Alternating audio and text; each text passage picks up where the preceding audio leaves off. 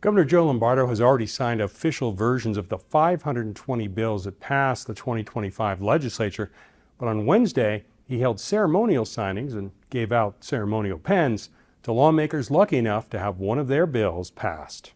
Lombardo signed copies of 8 bills, ranging from protections for animals to increasing penalties for drunk driving. He was joined by the lawmakers who authored the bills and supporters who helped get them passed.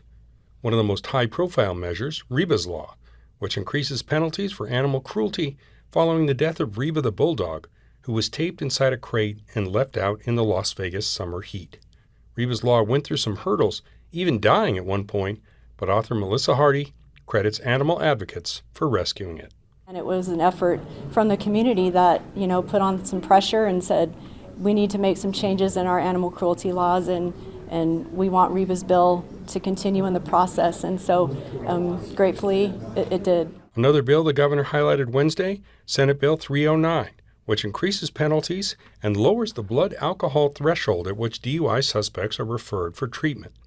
State Senator John Steinbeck, a former fire chief, says he still remembers going out on bad DUI calls during his career. He says his bill isn't the end of legislation on that topic. I think that we're going to have to continue to strengthen these laws and improve education and certainly messaging on it all the way across the board. That was just one of Steinbeck's bills that Lombardo signed. Another would prevent parents being accused of abandoning children with mental health issues if they insist on keeping them in treatment facilities.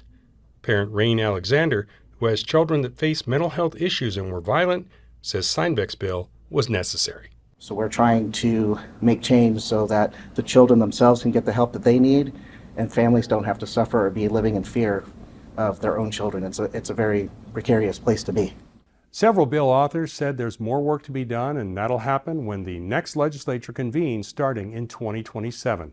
Reporting in Las Vegas, I'm Steve Sebelius.